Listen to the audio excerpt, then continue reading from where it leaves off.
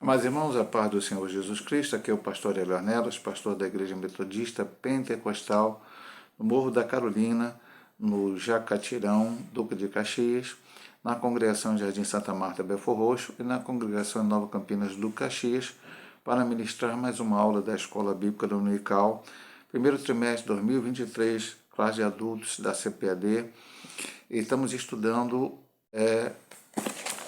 a Igreja de Cristo, o Império do Mal, como viver neste mundo dominado pelo Espírito de Babilônia, e agora a lição de número 10, a renovação cotidiana do homem interior. O texto-aula dessa lição nos diz o seguinte: por isso não desfalecemos, mas ainda que o nosso homem exterior se corrompa, o interior, contudo, se renova de dia em dia, segundo Coríntios 4,16.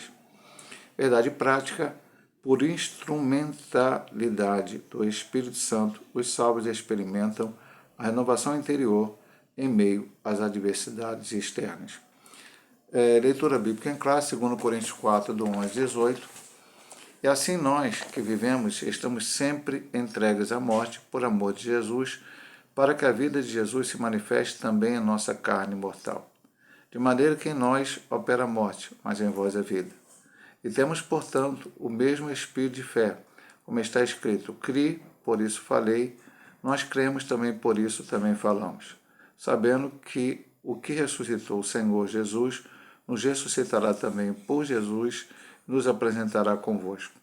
Porque tudo isso é por amor de vós, para que a graça multiplicada por meio de muitos torne abundante a ação de graças para a glória de Deus. Por isso não desfalecemos, mas ainda que o nosso homem exterior se corrompa, o interior, contudo, se renova de dia em dia. Porque a nossa leve e momentânea tribulação produz para nós um peso eterno de glória muito excelente. Não atentando nós nas coisas que se veem, mas nas que se não veem, porque as que se veem são temporais e as que se não veem são eternas. A introdução da lição nos diz: as adversidades externas são uma incontestável realidade. Então vamos começar esse texto bíblico, esse estudo bíblico, tendo um texto bíblico. Já na introdução da lição, a gente sempre diz para os irmãos: isso aqui é um estudo bíblico em que a gente precisa estudar a palavra de Deus. E que direi se Deus, querendo mostrar a sua ira e dar a conhecer o seu poder, suportou com muita paciência os vasos da ira preparados para a petição, para que também... desculpa, meus irmãos, eu peguei aqui o versículo errado. Perdão, vamos a Romanos 8, eu estava lendo Romanos 9. Porque sabemos que toda a criação geme e está juntamente com dores de parto até agora. E não só ela, mas nós mesmos, que temos as primícias do Espírito, também gememos em nós mesmos, esperando a adoção, a saber, a redenção do nosso corpo. Eu vou repetir para você: as adversidades externas são uma incontestável realidade. Apesar disso, por meio do Espírito, os salvos experimentam a renovação espiritual no interior de sua vida, segundo Coríntios 4, 16. Não obstante, durante a nossa existência, o corpo mortal permanecerá sujeito às adversidades da vida, segundo Coríntios 5, 2 a 4. Nessa lição veremos o sofrimento do homem exterior, o fortalecimento do homem interior, desafios atuais como forças externas que tentam esmagar a nossa vida espiritual. A finalidade é mostrar que o crente espiritualmente renovado pode resistir a qualquer ataque das trevas. Então, nós estamos vendo essa lição, vou repetir para você, o título é a renovação cotidiana do homem interior. Estudamos semana passada sobre o corpo, e ali falava sobre o ser tricotômico: corpo, alma e espírito. O corpo, ou a carne, o homem exterior. A alma e o espírito, o homem interior, que nunca pode jamais ser dissociados, no sentido de que o corpo vai mal, a alma está bem com Deus, e falando espiritualmente, em ligação com Deus. A alma está mal, está longe de Deus, não quer nada com Deus, o espírito, mas o corpo não, o corpo está... Não, nesse sentido não há. Mas aqui nós temos uma realidade importante. O corpo exterior, que é a nossa carne, ele exterioriza tudo, né? Então, às vezes a gente sofre, a gente vai sofrer neste corpo exterior e, consequentemente, vai sofrer também na alma e no espírito. E aí tem que ser renovado diariamente, como vamos estudar durante toda essa lição, para que possamos vencer essas batalhas com todas as armas que Deus nos disponibiliza. Todos os dias a gente precisa estar renovados espiritualmente e nós vamos ver como isso acontece no transcorrer da lição. O primeiro tópico é o sofrimento exterior. A experiência de Paulo. O apóstolo Paulo é um exemplo de um homem que sofreu adversidades externas, mas não perdeu a solidez da vida espiritual. Suas epístolas relatam tribulações acima de suas forças, a ponto de ele perder a esperança da preservação da própria vida, segundo Coríntios 1, 8. Ainda podemos ler menções do apóstolo a prisões, açoites, apedrejamento, perseguições, fadiga, fome, sede, frio e nudez. Eu gosto muito desse texto, eu gosto quando eu digo que eu gosto, não do que Paulo passou, mas desse ensinamento que ele nos dá, da possibilidade, se ele, sendo Paulo, passou por isso, nós também podemos passar. Versículo 23 a 27, 2 Coríntios 11. Preste bem atenção. São ministros de Cristo, falo como fora de mim, eu ainda mais. Agora preste atenção. Em trabalhos muito mais, em açoites mais do que eles, em prisões muito mais, em perigo de morte muitas vezes, recebi dos judeus 5 quarentenas de açoites menos 1, 3 vezes fui açoitado com varas, 1 vez fui apedrejado, 3 vezes sofri naufrágio, 1 noite e 1 dia passei no abismo, em viagem muitas vezes, em perigo de rios, em perigo de salteadores, em perigo dos da minha nação, em perigo dos gentios, em perigo na cidade, em perigo no deserto, em perigo no mar, em perigos entre os falsos irmãos, em trabalhos e fadiga, em vigílias muitas vezes, em fome e sede, em jejum muitas vezes, em frio e nudez. Dessa forma, Paulo sintetiza as adversidades da nossa jornada de fé nas seguintes palavras. E também todos os que piamente querem viver em Cristo Jesus padecerão perseguições. Por isso, o texto bíblico diz que o tesouro do Evangelho está guardado em vasos de barro. 2 Coríntios 4, 6 a 7. Isso é uma declaração de que somos feitos do pó, ou seja, somos mortais e por isso, como seres humanos, somos frágeis. 2 Coríntios 7, 5. Nesse aspecto, o homem exterior padece e sofre ataques por causa da cruz. Eu vou me sentar primeiro em 2 Timóteo 3,12, para depois fazer um comentário aqui sobre o texto de Coríntios que lemos. O texto de Timóteo está citado na lição. E também todos os que piamente querem viver em Cristo Jesus padecerão perseguições. O que é viver piamente? É viver em santidade, é viver em busca a Deus, é viver em fazer a vontade do Senhor em nossas vidas. Queremos viver assim? Padeceremos dificuldades. Serão dificuldades, perseguições iguais para todos? Não. Até porque, e daqui a pouco há um texto da lição que vai falar sobre isso, mas eu já vou citar desde aqui, Deus não deixa que nós sejamos tentados além das nossas forças. Então, cada um, Deus sabe o seu limite, mas todos nós passamos por dificuldades, lutas, problemas, perseguições, mas aqueles que querem viver piamente, viver em santidade, viver em busca ao Senhor. Se alguém quer o Evangelho de apenas coisas boas, maravilhosas, sensacionais, e não consagrar a sua vida, não santificar a sua vida, não viver uma vida pia diante de Deus, então provavelmente esse não passará perseguições, porque ele está vivendo não o Evangelho que Cristo ensinou e que Paulo doutrinou nas suas cartas.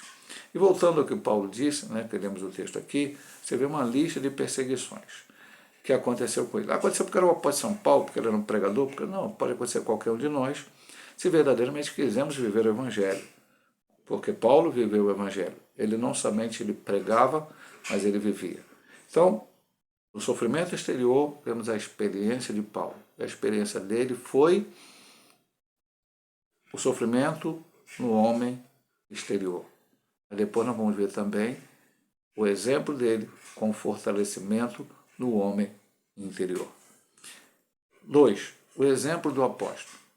Mesmo diante do sofrimento, o apóstolo não retrocede e tampouco nega a fé. Embora Hebreus não seja escrito pelo apóstolo São Paulo, há quem tenha as dúvidas, tá? Hebreus é uma carta do Novo Testamento que não temos a certeza de quem escreveu. Mas o autor da carta de Hebreus escreve assim no 39. Nós, porém, não somos daqueles que se retiram para a perdição, mas daqueles que creem para a conservação da alma. Não obstante os problemas externos, não há um recuo. Vamos continuar lendo aqui. Suas provações forjaram a confiança em Deus na sua vida e ministério, segundo Coríntios 1, 9 a 10 e Filipenses 4, 12 a 13. Ele reconhece que as suas fraquezas são instrumentos do poder divino. Muito interessante isso. Segundo Coríntios 2, 4, 4, 11, 12, do 9 a 10. A sua vida está a serviço do Mestre, em favor dos escolhidos e para a glória de Deus. Segundo Coríntios 1, 12 a 14, 4, 11, 12 e 15. Cônscio de sua vocação, o apóstolo declara: por isso nós já falecemos, ainda que o nosso homem exterior se corrompa. Segundo Coríntios 4, 16a. Nesse aspecto, o legado do apóstolo é a perseverança. Embora o homem exterior seja consumido pelas tribulações, o salvo não desanima nem recua. Acerca disso, Cristo nos assegurou: no mundo tereis aflições, mas tende bom ânimo, eu venci o mundo. Porque isso é muito importante para a nossa lição, para esse aspecto, para essa lição desse trimestre todo. Veja que até agora, meu amado irmão, nós estamos falando do espírito de Babilônia agindo. Primeira lição, o espírito de Babilônia, depois a deturpação da doutrina do pecado, depois vemos várias coisas, ensino progressista, teísmo aberto, uma série de coisas, relativismo. Depois fomos estudando papel masculino, papel feminino, transgênero, corpo, vários assuntos em que nós vamos ver todas essas ideologias atacando aqueles que verdadeiramente querem servir o Senhor. Depois nós estamos, semana passada, o corpo, para entendermos bem, e o que eu mais enfatizei na aula passada, tanto quando eu dei aqui no YouTube, mas quando eu dei presencialmente na igreja, eu estava lá na congregação em Santa Marta, que não, essa doutrina que já existiu, o pensamento no meio da igreja, que a alma e o espírito são bons, mas o corpo é a desgraça, o corpo é a coisa ruim, não, esse ensinamento é errado. Santificai, segundo 1 Tessalonicenses 5:23, santificai todo o vosso corpo, alma e espírito. Eles estão interligados no sentido de buscar a santificação em Deus. Então, e agora a gente entra numa lição que nós vamos aprender a nos fortificar contra esses ataques exteriores, inclusive dos pensamentos teológicos errados, das ideologias contrárias. Nós estamos aqui para que renovemos o nosso homem interior e possamos sofrer todas as tribulações, dificuldades, problemas, perseguições, seja o que for, que aquele que quer viver piamente, quer viver uma vida conforme a vontade do Senhor, vai acontecer com ele, como aconteceu com Paulo, aconteceu com Pedro, aconteceu com João, aconteceu com Tiago, aconteceu com Tomé, aconteceu com todos os apóstolos, como discípulos. É só você ler a Bíblia Sagrada e um pouco da história da igreja. Agora, qual é a esperança do crente? Primeiro ponto, 3. Na Escritura, o contraste entre aflições do homem e o poder de Deus estão assim apresentados. A. Atribulados, mas não angustiados, segundo Coríntios 4, 8a. Significa que mesmo pressionado, o crente não é esmagado. B. Perplexo, mas não desanimado, segundo Coríntios 4, 8b. Indica que mesmo confuso, o crente não se desespera. C. Perseguidos, mas não desamparados. O segundo Coríntios 4, 9a. Sinaliza que mesmo ameaçado, o crente não é abandonado. D. Abatidos, mas não destruídos, segundo Coríntios 4, 9b. Mostra que mesmo derrubado, o crente não é nocauteado.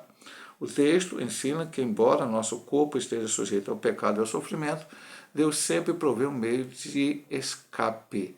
1 Coríntios 10, 13. Nosso Senhor obteve êxito sobre a morte e, do mesmo modo, temos a esperança da vitória e da vida eterna. Portanto, como cristãos, não podemos deixar de aguardar a bem-aventurança e a esperança de Cristo. E a esperança do crente é a volta do Senhor Jesus Cristo. Aí sim, todos os nossos problemas acabarão. Nossos problemas não acabarão aqui nesta terra. Nossos problemas não serão situações contrárias à igreja, perseguições, difamações, o que for que seja, de qualquer sentido, não serão extintas aqui, porque estamos aqui, somos servos de Deus, somos de Deus, somos cabeça não cauda, somos reis e rainhas do Senhor, como muito está sendo pregado aí. Eu sou filho do rei, então eu tenho que ter o melhor dessa terra. Sim, eu sou filho do rei, as irmãs são filhas do rei, somos príncipe, princesa, sei lá o que, mas isso, a Bíblia diz assim, se padecemos com ele reinaremos. Essa situação de reinar com Cristo se dará durante o milênio, onde nós vamos reinar com Cristo e, a terminar o milênio, vamos estar com Cristo na Nova Jerusalém para todo sempre. Então, não é aqui nessa terra que nós vamos reinar, não é nessa terra que a gente vai deixar de ter perseguições, problemas, dificuldades. Então, a esperança do crente é a volta do Senhor. Porque senão Paulo não teria falado dessas coisas. Paulo falou, atribulados, mas não angustiados. Eu preguei recentemente até na igreja sobre esse texto. Então, o crente pode ser atribulado, pode ter tribulações, mas ele não fica angustiado. E o autor da lição diz assim, ele é pressionado, mas não é esmagado.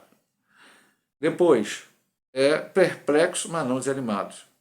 Perplexo quando você, diante de uma situação, você fica, como está acontecendo? E aqui ele chega até a falar o seguinte, confuso, mas não se desespera. Desanimado, não. Terceiro, perseguido, mas não desamparados. Sinaliza que mesmo ameaçado, o crente não é abandonado. Eu sempre digo na igreja que é uma promessa que o Senhor Jesus fez à igreja antes de ir para o céu, né? Além de a promessa do Espírito Santo, batismo com o Espírito Santo, todos nós sabemos, mas ele disse, eis que estou convosco todos os dias até a consumação dos séculos. Nós nunca estamos sozinhos, nem nos momentos bons, nem nos momentos ruins. O Senhor está conosco em todos os momentos. E por final, abatido, mas não destruído. O crente pode até ser derrubado, mas não nocauteado. A vitória final é do Senhor e nós estaremos, se permanecermos fiéis a Ele, também vencendo com Ele. Louvado e engrandecido seja o nome de nosso Senhor e Salvador Jesus Cristo. Vamos então agora, meus amados irmãos, para o ponto 2. Renovação interior. O fortalecimento diário. Eu disse para você que a luta era diária, mas a renovação também é diária. A Bíblia enfatiza que o Espírito Santo é o agente que habilita o cristão a manter-se firme na adversidade. João 14, 16 e 17. Mais uma vez, é estudo bíblico, então vamos para os textos bíblicos. Essa minha Bíblia aqui é nova, às vezes demora um pouco a abrir as páginas. Vamos lá. João 14, 16 e 17. Eu rogarei ao Pai, e Ele vos dará outro Consolador para que fique convosco para sempre. O Espírito da verdade que o mundo não pode receber, porque não vê nem o conhece, mas vós o conheceis, porque habita convosco e estará em vós. Então, volto a repetir a palavra, a Bíblia enfatiza que o Espírito Santo é o agente que habilita o cristão a manter-se firme na adversidade. Esse poder do Espírito atua no homem interior e capacita o crente a perseverar e a viver afastado do pecado. Assim, apesar da fraqueza dos sofrimentos exteriores, o nosso interior, contudo, se renova de dia em dia. 2 Coríntios 4, 16b. Isto é a operação do Espírito que qualifica o salvo a não desfalecer. Do ponto de vista das disciplinas espirituais práticas, esse renovo ocorre por meio da santificação pessoal, fidelidade, reverência, oração, jejum, temor a Deus. 1 Coríntios 7, 5, Efésios 5, 18, Hebreus 12, 14 e 28. Hebreus 12, 14, seguir a paz e santificação, sem as quais ninguém verá o Senhor. Portanto, não podemos permitir que a aflição nos desanime, mas devemos renovar o nosso compromisso em servir a Cristo e permitir que o poder do Espírito nos fortaleça dia a dia. Vamos ler mais um texto aqui, 1 Coríntios 16, 13, o último capítulo da primeira carta aos Coríntios. Vigiai, estar firme na fé, portai-vos varonilmente e fortalecei-vos. Então ele fala aqui de alguns meios de graça, vamos chamar assim, algumas situações a qual Deus nos colocou para que pudéssemos permanecer firme. Então ele diz, ele chama de disciplinas espirituais práticas. Santificação, pessoal. O que é ser santificação, pastor? É ser santo, ser separado. Ter na sua mente, no seu coração, que você tem que viver como Cristo quer que você viva. Santificação é obedecer o que está ensinado neste livro. Hoje muita gente está procurando doutores para falar no seu ouvido aquilo que eles querem ouvir, mas não querem ouvir a voz do Espírito Santo, a voz de Deus através da palavra. Acabei de falar para você que está em Hebreus, seguir a paz e a santificação, sem as quais ninguém verá o Senhor. Fidelidade. O crente tem que ser fiel. E fidelidade a quem? Ao pastor, à igreja, à denominação, a uma causa? Não, fidelidade ao Senhor. Deus nos salvou, Jesus veio a esse mundo, morreu na cruz, eu tenho que ser fiel a Ele. Eu tenho que obedecer a Ele. Eu tenho que fazer a vontade dEle. Eu tenho que confiar nele. Fidelidade. Terceiro, reverência. Hoje não se tem mais reverência. Eu nem vou comentar muito esse ponto, porque eu não quero entrar em algumas situações. Veja bem, meu amado irmão, a reverência nos pensa em temor. E quando a gente fala de temor, alguns pensam que é ter medo de Deus. Não. Nós cristãos não temos que ter medo de Deus. A gente tem que reverenciar a Ele, a gente tem que respeitar Ele. Deus é um ser santo e requer de nós santidade. Hoje usa-se palavras que não deveria ser usada no ensino, na pregação, no louvor. Muitas práticas estão sendo usadas onde a reverência está em último lugar. Cuidado, nós temos que ter reverência a Deus. E tendo reverência, isso vai te ajudar no teu homem interior. Agora vamos para as coisas mais fortes. Oração. Oração. Crente precisa orar. Eu sempre digo na igreja, pastor, então tá bom, terça-feira a sede em Caxias, no Jacatinão, e a congregação em Campinas tem oração. E sexta-feira, a congregação em Santa Marta tem oração. Então, esse é o momento de oração? Não, meu amado irmão. Se você vai orar na igreja, e às vezes a gente ora por diversos motivos, às vezes só 15 minutos, é muito pouco. Mesmo que a gente consiga orar, quando a gente ora mais, 25 minutos, é importante, estamos orando juntos, sim, mas esse não é a vida de oração do crente. A vida de oração do crente é qual ele dedica a Deus diariamente, período do seu dia, para falar com Deus. Abre seu coração e fala com Deus, e isso te fortalece para vencer as dificuldades, as barreiras, as lutas que vêm sobre a tua vida. Não é quando vem a luta que você vai orar. Você ora antes. Quando vem a luta, talvez você ore até um pouco mais. Mas tem que orar. Jejum. O que é o jejum, pastor? Hoje as pessoas jejumam para ter prosperidade, jejum para ser curado de uma enfermidade. Eu nem vou discutir se isso está certo ou está errado. Mas o verdadeiro jejum é quando você deixa de se alimentar. Hoje até tem jejum da Coca-Cola, jejum de chocolate, jejum da macarronada, sei lá. Algumas coisas que eu não consigo entender, mas também não quero discutir isso aqui hoje, agora. Quando você deixa de se alimentar por um período de tempo, isso vai depender de cada pessoa, tem pessoas que não podem ficar um tempo muito superior. E ali você diz, Senhor, eu dependo totalmente do Senhor. Jesus disse, nem só de pão viverá o homem, mas de toda palavra que vem da boca do Senhor. E ali você tira para consagrar a sua vida. Eu vou dar um conselho.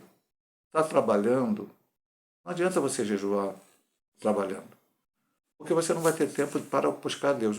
O jejum é quando você tem um período na sua casa, provavelmente as pessoas que folgam apenas ao domingo, seria o dia mais próximo, aí não está na casa, mas está na igreja, que você tira aquele momento para orar, para ler a Bíblia. Não adianta eu querer jejuar e estou jejuando, não comi nada. Aí vou para a rede social, fico vendo o que postaram lá. Vou para a internet, fico vendo o resultado do jogo do Flamengo. Não, isso não é jejum, meu amado irmão. Jejum é você orar, é você ler a Bíblia, é você buscar a Deus, é você louvar o Senhor, naquele período em que você está se abstendo do seu alimento cotidiano, para depois orar, entregar o jejum e voltar, normalmente fortalecer-se espiritualmente, é esse o sentido que ele está falando, e ele volta aqui no final, falar de temor a Deus, e eu ainda acrescentaria a leitura bíblica diária, que é muito importante para a vida do crente. Então, fortalecimento diário. Segundo ponto, eterno peso de glória. O apóstolo Paulo declara o seguinte: a nossa leve e momentânea tribulação produz para nós um peso eterno de glória muito excelente. 2 Coríntios 4,17. Aqui ele faz um contraste entre o sofrimento presente e o futuro glorioso. O apóstolo ensina que, se comparada ao peso da glória que é eterna, a tribulação é leve e passageira. Nesse sentido, a adversidade serve como instrumento encorajador do homem interior, impulsionando a prosseguir. Vamos aqui a Filipenses, capítulo de número 3, 13 a 14. Pastor, o senhor escolhe antes o texto, porque tem tanto texto que a pessoa lê um só? Não. Quando eu vou preparar aqui para dar lição, não, eu vou ler Filipenses, eu vou ler Coríntios, não. Eu leio aqui, vou lendo aquele que eu acho importante naquele momento. Então eu leio para o irmão, porque todos os textos citados aqui são importantes. O certo é você ler todos, né? Mas não tem como aqui no vídeo a gente ler todos. Irmãos, quanto a mim, não julgo que eu haja alcançado, mas uma coisa faço, é que esquecendo-me das coisas que atrás ficam e avançando para a questão diante de mim, prossigo para o alto pelo prêmio da soberana vocação de Deus em Cristo. E que até a fé se renova à medida que o crente é capaz de suportar as tribulações. Jó 4:42, 5. Vamos ler Jó também, eu gosto muito de Jó. Jó é o maior exemplo de sofrer problemas, tribulações, e deixou um exemplo para nós. Aqui lá no finalzinho, esse texto é muito emblemático, mas eu quero ler para você na própria Bíblia. Com o ouvido, os meus ouvidos ouvi, mas agora te veio os meus olhos. Como é que Jó viu Deus? Pastor, Jó era um cara que não fazia nada, Jó não tinha vida espiritual, Jó não... E aí ele teve que passar por alguns problemas? Não. Vai ler o livro de Jó. Deus deu testemunho para o diabo que Jó era um homem reto, íntegro, fiel. A Bíblia diz que ele orava pelos seus filhos, se os seus filhos tivessem pecado, Deus perdoasse ele. Ele nem sabia se os filhos tinham pecado ou não, quando reuniam entre si. Então, era um homem que tinha uma vida de consagração, de santificação. Contudo, porém, entretanto, ele passou por tudo que passou. Perdeu todos os bens, perdeu seus 10 filhos e ficou muito doente.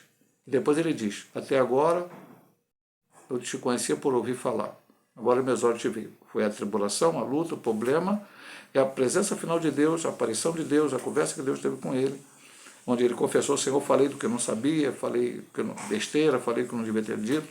Ele entendeu a presença de Deus. E nós estamos querendo fugir dos problemas, né? A gente viu semana passada na lição, hedonismo. Busca do prazer e a vontade de não ter problema nenhum, dificuldade nenhuma. Não. Vamos ver bem como é que funciona isso.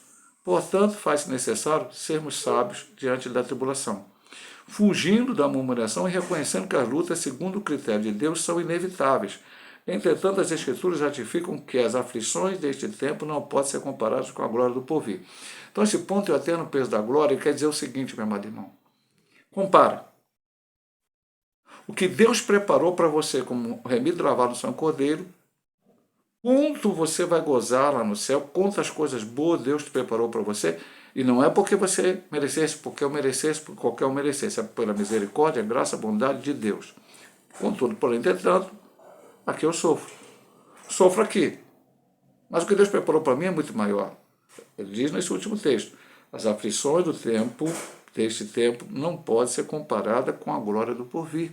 Os problemas que você passa aqui não podem ser comparados com o que Deus preparou para você. Segunda coisa que ele diz que é muito importante, e aqui não é um texto bíblico citado, mas uma opinião do autor que eu concordo plenamente, um pouco acima, quando ele diz: portanto, faz-se necessário sermos sábios diante do problema, da tribulação, fugindo da murmuração, reclamação, e reconhecendo que as lutas, segundo o critério de Deus, são inevitáveis. Hoje o crente quer determinar que não tenha luta, quer enfim, fazer uma série de coisas. Não, não, não. Teremos lutas. E nós não estamos dando glória a Deus porque temos lutas, problemas, tribulações. Nós damos glória a Deus que, não obstante Deus permitir que a gente passe por certas lutas, mas Ele está ao nosso lado, nos dá força para vencer. Isso é muito importante. Então, isso aqui, esse ponto está nos ensinando. E quando diz Jó lá, eu já comentei para você o que Jó disse, o que Jó pensava. Deus sempre está nos renovando. A lição é sobre uma renovação espiritual no homem interior para que possa suportar as tribulações que vêm no nosso exterior, as dores, tudo mais o que acontece. Vamos agora para o ponto 2.3. Visão da eternidade. Fortalecido em Deus, tendo plena consciência da vida vindoura, o cristão é exortado a não focar nas coisas que se veem, mas nas que se não veem, porque as que se veem são temporais e as que se não veem são eternas. 2 Coríntios 4,18.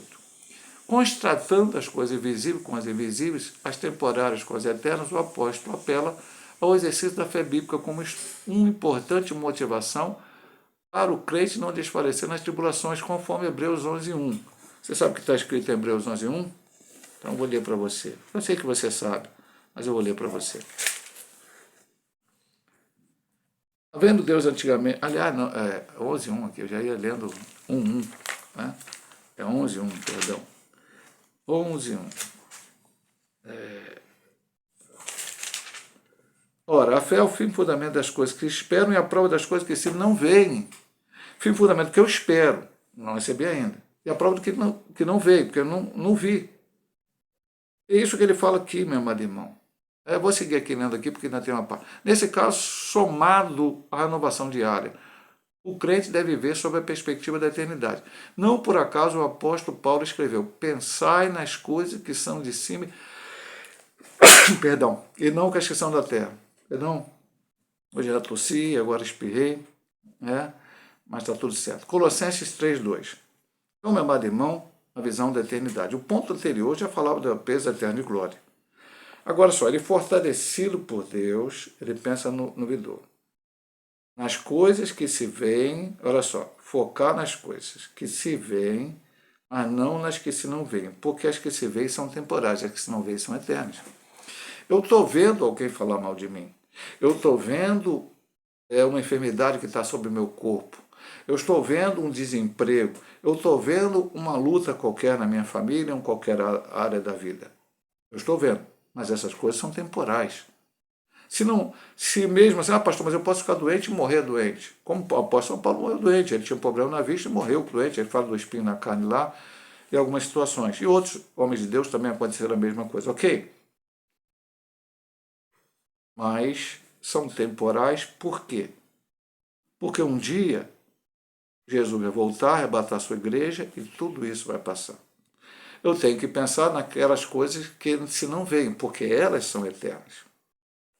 O nosso nome é escrito no livro da vida, a Nova Jerusalém, as bodas do Cordeiro, o reino milenial com Cristo na Nova Jerusalém, enfim, eu posso citar várias coisas que são eternas. E é nisso que eu tenho que pensar, é isso que eu tenho que focar, é nisso que eu tenho que viver a minha vida, renovar-me interiormente, para que aquilo que vem de fora, que tenta me abater, não faça com que eu perca aquilo que é verdadeiramente importante que Deus preparou para mim.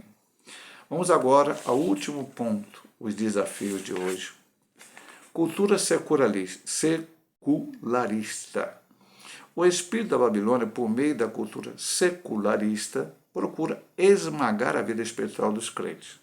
É um sistema materialista, conforme estudamos até aqui, que nega a realidade espiritual, a existência de Deus, a verdade bíblica e todo o conjunto de valores provenientes da palavra de Deus. Diante desse ataque, o Altíssimo continua a buscar um povo que seja renovado por dentro, resista aos ataques externos e tome posição contra o advento do mal. Ezequiel 22:30. O Senhor buscou que houvesse um homem na brecha para que não destruísse aquele povo, mas não achou. O que Deus espera que hoje que estejamos na brecha. Nossa luta contra isso tudo é uma luta física? Não temos que lutar contra a carne, nem contra o sangue, mas contra as principados e potestades. Esse ataque secularista, seja vindo do modernismo, do progressismo, até dando os seminários teológicos, de igrejas progressistas que ensinam um evangelho que não está na Bíblia, ou ataques de um governo de esquerda ou de qualquer lado que seja, que tenta implantar ideias erradas. Nós não estamos lutando contra o homem. Porque essas coisas, quem está por trás de tudo isso é o diabo. Nossas almas são espirituais. E aqui ele está falando também de um ataque, qual o desafio que eu tenho hoje? Havia desafio na época do Paulo? Lógico. Após São Paulo havia muitos desafios. Ele lutou contra muitas coisas. Nós lutamos também com algumas coisas parecidas com o que Paulo lutou e com outras um tanto quanto diferentes, mas que também são contrários à igreja. E a luta do diabo não é contra mim, contra você. A luta dele é contra o nosso Senhor Jesus Cristo, que veio morrer na cruz para nos salvar. Ele não quer que a igreja suba para o céu. Então nós temos que nos manter firmes, usar as armas de Deus para vencer esses ataques dessa cultura secularista. Segundo ponto, relativismo doutrinário. Outro ataque que procura matar a nossa vida espiritual é o processo de desconstrução dos fundamentos da fé. Ele já falou aqui ainda há pouco alguma coisa sobre isso. Realidades espirituais, dentro da verdade bíblica, enfim. Não podemos tolerar a relativização doutrinária. Ora, relativizar a doutrina bíblica é enfraquecer o homem interior. Não há como renovar a nossa vida espiritual sem ter em alta conta a palavra de Deus. Não se pode fazer uma releitura seletiva da Bíblia para agregar à igreja os que não aceitam a sã doutrina. Ele citou 2 Timóteo 4:3. Vamos lá, meu amado irmão. Estudo bíblico. Louvado seja Deus. 2 Timóteo 4:3. Porque virá tempo, eu já falei sobre isso, mas eu só citei, agora eu vou ler. Porque virá tempo em que não sofrerão a sã doutrina, mas tendo comichão nos ouvidos, amontoarão para si doutores ou instruidores, conforme as suas próprias concupiscências. Daqui a pouco a gente comenta isso. O relativismo aliado à ideologia secularista impõe o que deve ser considerado como ideal. Assim, o pecado é aceito e tolerado. Porém, um crente renovado deve reagir contra essa inversão de valores, resistir ao espírito da Babilônia e batalhar pela fé que uma vez foi dada aos santos. Pastor, o senhor está defendendo a fé metodista pentecostal? O senhor está defendendo a fé assembleana, já que nós estudamos uma revista da Assembleia de Deus? O senhor está defendendo a fé pentecostal? Não.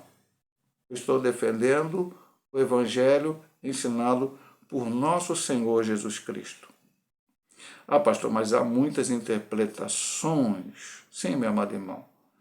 Veja bem, passarão os céus e a terra, e a palavra de Deus não há de passar. Então, não dá para eu crer em algumas coisas da Bíblia e outras não. Se eu quero ser um remido lavado no sangue cordeiro, se eu quero ir para o céu, e isso eu afirmei na lição passada, como estou afirmando hoje, eu tenho que crer em Gênesis primeiro, Apocalipse 22, mesmo que algumas coisas, a minha mente material, que está aqui afetada pelo pecado, não consiga compreender completamente. Por isso, há um texto muito esclarecedor na Bíblia Sagrada, Deuteronômio 29:29, onde o Senhor diz ali, as coisas reveladas, as coisas encobertas pertencem a Deus, as reveladas pertencem a vós. Há coisas que nós não conseguimos entender aqui na Terra por nossa dificuldade. Mas um dia vamos para o céu. Muitos têm se desviado por causa disto.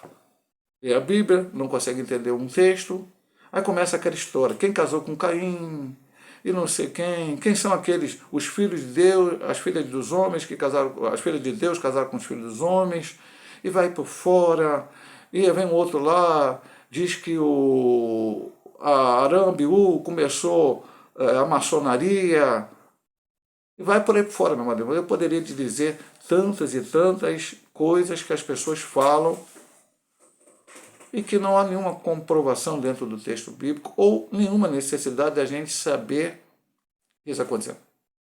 E questionam tudo. E hoje, meu amado irmão, estão questionando até o Senhor e Salvador Jesus Cristo. Então, cuidado com isso. Relativismo doutrinário. Eu creio na Bíblia Sagrada. Pastor, a doutrina metodista e pentecostal é igualzinha a de todas as outras denominações? Não. Mas há uma doutrina, e essa é a principal que nos une. Eu disse isso bem claro na lição presencial da Igreja de Santa Marta no ano passado. Nos une é crer que a salvação é só em Jesus Cristo.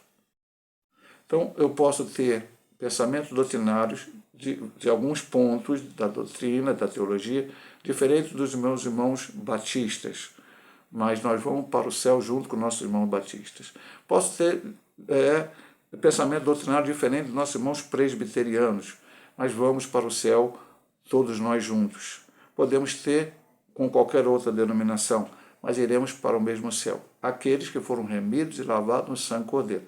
Porém, contudo, entretanto, entendemos biblicamente que aqueles que permanecerem até o fim. Você tem que ser salvo e permanecer. Por isso nós estamos vendo aqui que temos que fortalecer. Por que vamos fortalecer? Para que eu não caia, para que eu não abandone, para que eu não deixe a presença do Senhor diante das dificuldades deste mundo. Vamos para o último ponto desta lição. A batalha espiritual. Todo salvo trava uma batalha espiritual neste mundo.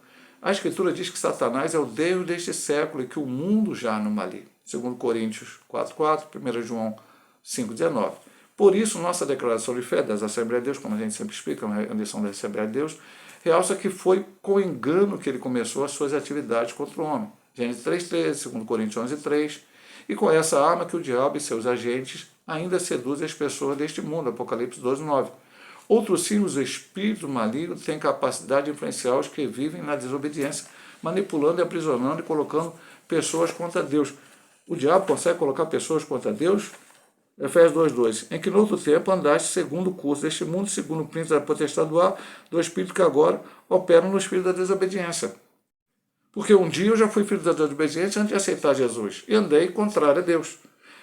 Não tem uma salvação sem perdão de pecados, sem arrependimento e sem fé em Cristo. Não tem salvação por boas obras, não tem salvação por nada. Salvação é só em Cristo. Então, eu estou fora de Cristo, eu estou contra o Senhor. Mas vamos lá. Por isso a Bíblia alerta que a nossa luta não é contra o homem, mas contra os demônios. Efésios 6,12. Não é contra a carne, contra o sangue, mas contra os principados potestades que habitam lugares celestiais. De certo, o crente renovado, de posse da armadura de Deus, deve posicionar-se contra esse lado do diabo, orando em todo o tempo, com toda oração e súplica no Espírito. Efésios 6,18 também, recentemente, falei desse texto numa oração na igreja. Então, veja bem, é uma batalha espiritual. Não é uma batalha espiritual como criaram aí as seitas neopentecostais ou as igrejas neopentecostais, que criam uma série de coisas que não está na Bíblia. A batalha espiritual é vestidos de Deus, remidos e lavados no sangue do Cordeiro. O diabo ele vai tentar atacar nós. O diabo não está satisfeito com você sendo um crente, sendo alguém que serve ao Senhor, que está vivendo uma vida piamente, que está buscando a face do Senhor. Então ele vai te atacar. Pode te atacar de várias maneiras. Pode, por permissão de Deus, não porque ele tenha todo o poder, você fique doente, que você tenha algum problema, aconteça uma situação de uma perda de um emprego, alguma situação desse sentido, ou uma perseguição de alguém. Hoje no Brasil não temos, graças a Deus por isso, mas há em vários partes do mundo que a igreja é perseguida. A pessoa só é perseguida não porque a pessoa fez uma coisa errada, não porque a pessoa fez isso, fez aquilo, fez qualquer coisa. É perseguida só porque a pessoa aceitou Jesus como Salvador. E nós temos aí, oramos diariamente, mandamos para os irmãos o mapa da perseguição, o trajeto de oração, que todo mês trazemos da Portas Abertas, para que ore para aqueles que estão sendo perseguidos apenas por aceitar Cristo. Nós ainda não passamos por isso, mas há irmãos em Cristo que passam, e a Bíblia serve para todos nós, os não perseguidos aqui diretamente nesse sentido, os outros problemas. Mas há outros tipos de perseguições, outro tipo de problema. Esse problema vem, e a nossa batalha não é contra quem está nos perseguindo. A minha batalha não é contra o comunismo, contra o socialismo, a minha batalha não é contra isso, contra aquilo, não é o liberalismo, contra ele. A minha batalha é contra o diabo. E essa batalha só se vence usando a armadura de Deus e com oração. E fortalecendo o homem interior. Leitura da palavra, jejum, oração, temor de Deus, tudo isso já foi comentado nos pontos anteriores. Vamos à nossa conclusão. Durante a existência do corpo mortal, nosso homem exterior estará sujeito às tribulações dessa vida. Apesar do padecimento e das aflições, nosso homem interior não deve desfalecer, mas se renovar por meio do poder do Espírito, segundo Coríntios 4,16. Assim, o sofrimento do tempo presente não pode ser comparado com o peso de glória reservado para os fiéis, segundo Coríntios 4,17. Por isso, no tempo presente de ataques e desconstrução da fé cristã, necessitamos de renovação do nosso interior, dia a dia, para enfrentar o poder do pecado do mal. Como falou meu amado irmão, tem que ser diário. Não é, você só vai buscar a Deus, por exemplo, da Igreja de Caxias, a nossa sede, terça, quinta e domingo, eventualmente quando tem um trabalho sábado ou outro trabalho. Não. O crente tem que orar segunda, terça, quarta, quinta, sexta, sábado, domingo. O crente tem que ler Bíblia segunda, terça, quarta, quinta, sexta, sábado, domingo.